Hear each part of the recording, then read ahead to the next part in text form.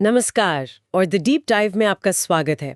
आज हम एक ऐसे सवाल को कुरेदने वाले हैं जो हजारों सालों से फिलोसोफर्स और वैज्ञानिकों दोनों को परेशान करता आया है।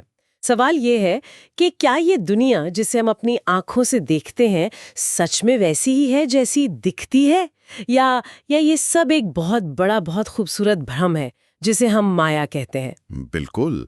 और इस सवाल की गहराई में जाने के लिए हमारे पास आज दर्शन, विज्ञान और पुराने ग्रंथों का एक बड़ा दिलचस्प मिश्रण है। हाँ, और हमारा मिशन ये समझना है कि वो जो कहावत है ना, सीइंग इज बिलीविंग, उसमें आखिर कितना दम है। हम एक तारे की कहानी से शुरू करेंगे, फिर रंगों के साइंस को समझेंगे और एक रस्सी के उदाहरण से देखेंगे कि कैसे हमारा अपना मन ही हमें धोखा दे सकता है। तो चलिए एक पर्सनल कहानी से शुरू करते हैं। हम सबका बचपन में आसमान में कोई ना कोई फेवरेट तारा होता है ना? हाँ, बिल्कुल होता है। मेरा भी एक था, बहुत ज्यादा चमकदार। जब भी आसमान साफ होता है मेरी नजरें बस उसी को ढूंढती थीं। और कमाल की बात यह है कि वह आज भी आसमान में उतना ही चमकदार दिखता है। लेकिन यहाँ एक ट्विस्ट है, उसकी सच्चाई उसकी चमक जैसी बिल्कुल नहीं है। अच्छा। मतलब वो तारा आज भी मुझे वैसा ही दिखता है जैसे बचपन में दिखता था, एक परमानेंट फिक्सचर जैसा कि वो हमेशा से वहीं था और हमेशा वहीं रहेगा। और यहीं पर साइंस एक माइंड बेंडिंग रियलिटी सामने रखता है। वो प्रकाश जो हम आज उस तारे से आता हुआ देख रहे हैं, वो असल में उस तारे से लगभग 400 से 450 साल पहले चला था। हाँ, ये तो मैंने सुना है, स्पीड ऑफ लाइट वाली बात। मतलब हम एक तरह से पास्ट को देख रहे हैं। एग्जैक्टली। लेकिन असली चौंकाने वाली बात अब आती है। हाँ। वो तारा असल में लाखों साल पहले ही मर चुका है। एक मिनट, क्या? हाँ, एक सुपरनोवा में खत्म हो चुका है। वो वहां है ही नहीं। और मजे की बात तो ये है कि जब उसका पहला प्रकाश 450 साल पहले धरती पर पहुंचा था, तब भी वो तारा वहां मौजूद नहीं था। तो जो दिख रहा है वो सिर्फ एक याद है, एक एको। ये तो किसी साइंस फिक्शन फिल्म की कहानी जैसा लग रहा है। हम एक ऐसी चीज को देख रहे हैं, उससे अपना फेवरेट तारा मान रहे हैं जिसका वजूद ही मिट चुका है। बिल्कुल। आप एक भूतिया रोशनी देख रही हैं, और यही बात हमें सीधे वेदांत के जगत मिथ्या सिद्धांत से जोड़ती है। अच्छा। वेदांत कहता है कि जो वस्तु बदलती है, जिसका आदि और अंत है, वो परम सत्य नहीं हो सकती, वो मिथ्या है। ये तारा माया का एक परफेक्ट साइंटिफिक उदाहरण है, जो है नहीं पर दिख रहा है। वाह, मतलब सत्य वो नहीं जो दिख रहा है, बल्कि वो जो देख रहा है। The observer is the truth, not the observed. आपने बिल्कुल सही पकड़ा। दृश्य यानी जो दिख रहा है वो बदलता रहता है, वो भ्रामक हो सकता है जैसे ये तारा, लेकिन दृष्टा यानी वो चेतना जो देख रही है वो स्थायी है। ये सुनकर तो मुझे कुछ लाइनें याद आ गईं जो मैंने कहीं पढ़ी थी, शायद इसी फीलिंग को कैप्चर करती हैं। बताइए। और आखिर में ये लाइन मुझे सबसे ज्यादा इम्पैक्ट करती है, जो आंखों से दिखता है केवल वो सत्य नहीं, बस प्रेक्षक है। बहुत खूब। ये पंक्तियां इस पूरे कॉन्सेप्ट के सार को पकड़ लेती हैं। जिसे हम अपनी रियलिटी मानकर जी रहे हैं, वो शायद बस गुजरे हुए कल की एक परछाई है। ठीक है, एक तारा जो लाखों प्रकाश वर्ष दूर है उसकी बात तो समझ आती है, पर क्या ये माया, ये इल्यूजन हमारी रोजमर्रा की जिंदगी में भी काम करता है? मतलब यहीं हमारे आसपास? बिल्कुल। और इसका सबसे अच्छा उदाहरण है रंग। ये दुनिया हमें अनगिनत रंगों से भरी हुई दिखती है ना? हरा, नीला, पीला, गुलाबी। पर क्या ये रंग वाकई में मौजूद हैं? मतलब गुलाब का रंग गुलाबी नहीं होता, आसमान नीला नहीं है? वैज्ञानिक नजरिए से देखें तो नहीं। रंगों का जो मूल स्रोत है वो है सफेद प्रकाश या व्हाइट लाइट।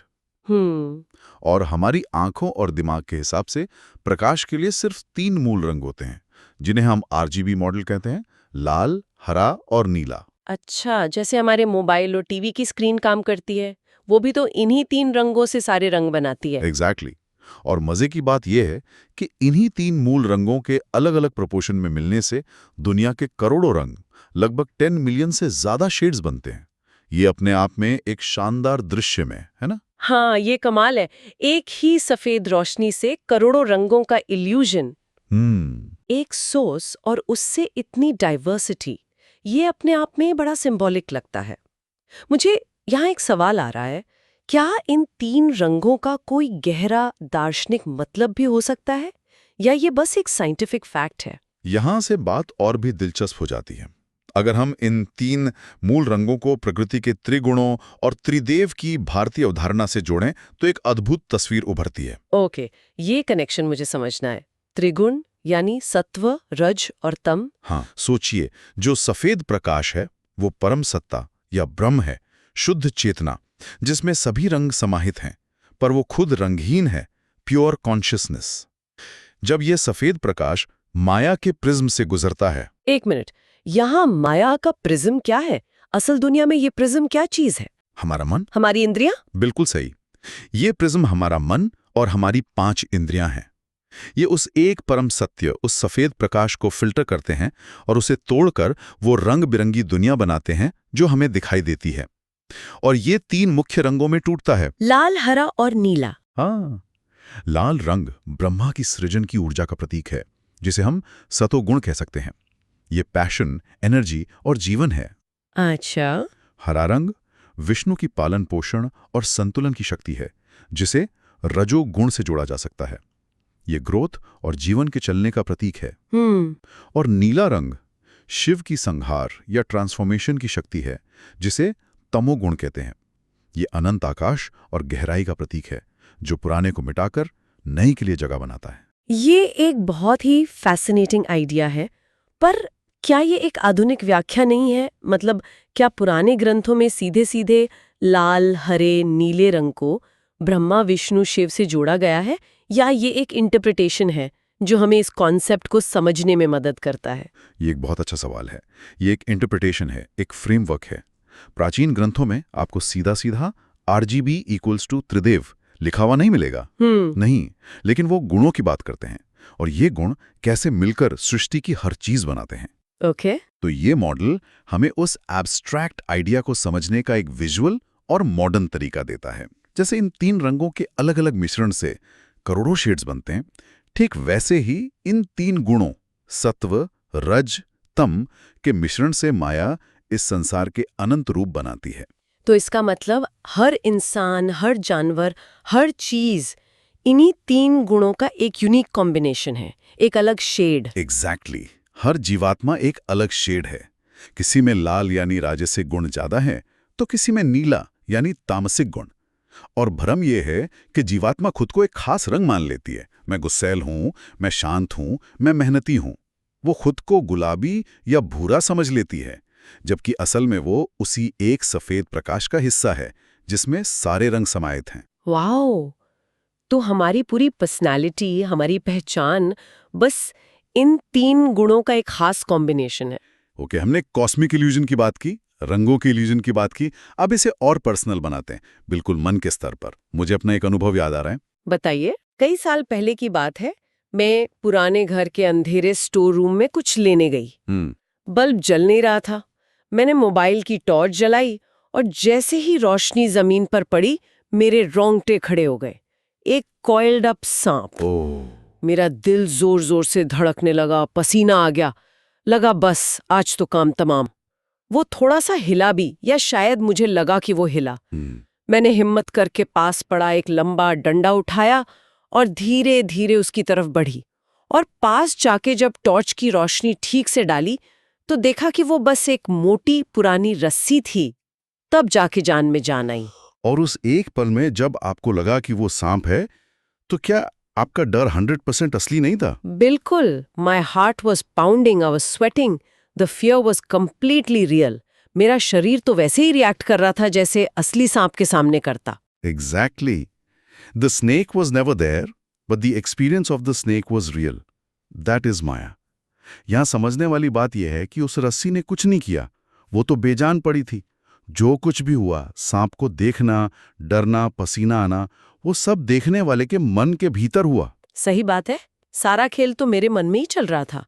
रस्सी तो बस एक स्क्रीन थी जिस पर मेरे मन ने सांप की फिल्म प्रोजेक्ट कर दी थी। और अगर एक छोटी सी रस्सी इतना पावरफुल इल्यूजन क्रिएट कर सकती है, तो सोचिए अगर ये कहा जाए कि ये पूरी सृष्टि भी असल में वैसी नहीं है जैसी दिख रही है, तो इसमें आश्चर्य क्या है? ये भी उसी विराट मन का एक प्रोजेक्शन हो सकता है। सही। ये आइडिया जितना सिंपल है उतना ही पावरफुल भी। लेकिन ये विचार इतना रैडिकल लगता है।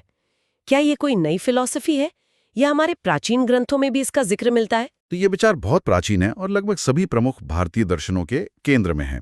उदाहरण के लिए श्रीमद् भागवत पुराण में भगवान श्री कृष्ण खुद उद्धव से कहते हैं कि ये जगत मन की कल्पना मात्र है। कल्पना मात्र। हाँ, वो कहते हैं जैसे सपना देखते समय वो सच लगता है पर जागने पर झूठा हो जाता है, वैसे ही ये जागृत संसार भी मुझ में केवल एक कल्पना है।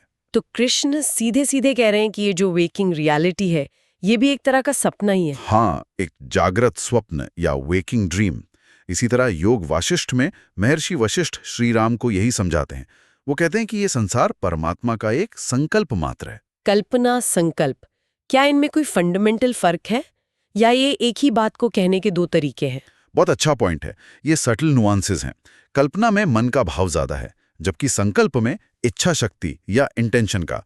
लेकिन दोनों का सार एक ही है कि इस जगत का आधार भौतिक पदार्थ नहीं बल्कि चेतना है। आदि शंकराचार्य के गुरु गौड़पादाचार्य ने तो मांडुक्य कारिका में लॉजिक के साथ ये साबित किया है कि जागृत और स्वप्न अवस्था में कोई मौलिक अंतर ही नहीं है। ये तो बहुत ही रैडिकल थॉट है। मतलब अभी हम जो ये बात कर रहे हैं और रात को सपने में बात करेंगे, उसमें फंडामेंटली कोई डिफरेंस नहीं है। उनके तर्क के अनुसार नहीं, क्योंकि दोनों ही एक्सपीरियंसेस मन में हो रहे हैं। एक को हम असली और दूसरे को नकली सिर्फ इसलिए कहते हैं क्योंकि जागने पर सपने की दुनिया गायब हो जाती है, लेकिन सपने के अंदर तो वो 100% असली लगती है ना। हाँ, बात तो सही है। विष्णु पुराण भी यही कहता है कि ये जगत उस शुद्ध चेतना का एक विभ्रम या जागृत दर्शन है। ओके, मेरा दिमाग अब सच में घूम रहा है। अगर इतने सारे ग्रंथ, इतने सारे ज्ञानी लोग एक ही बात कह रहे हैं कि ये दुनिया एक सपने जैसी है, एक इल्यूजन है, तो फिर असली सवाल पर आते हैं, इस सब जानकारी का करें क्या? अगर सब कुछ एक सपना ही है तो फिर मेरे कर्मों का, मेरे जीवन का क्या मतलब? ये तो बहुत डिप्रेसिंग और नाइलिस्टिक साउंडिंग है। ये सबसे जरूरी सवाल है और इसका जवाब नाइलिज्म बिल्कुल नहीं है। इस दर्शन का उद्देश्य जीवन से भागना नहीं है, बल्कि उसे एक बेहतर, ज्यादा आजाद तरीके से जीना है। जब ये समझ आ जाता है कि हम जो देख रहे हैं वो एक प्रोजेक्शन हो सकता है, एक फिल्म हो सकती है, तो हम उस फिल्म के कैरेक्टर से निकलकर ऑडियंस बन जाते हैं। हम जीवन में एक साक्षी या विटनेस की स्थिति में आ जाते हैं। साक्षी भाव या विटनेस कॉन्शियसनेस, इसका मतलब क्या है डे टू डे लाइफ में? क्या इसका मतलब है कि हम बस चुपचाप सब कुछ देखते रहें और कुछ करें नहीं? नहीं, बिल्कुल नहीं। साक्षी होने का मतलब पैसिव होना नहीं है।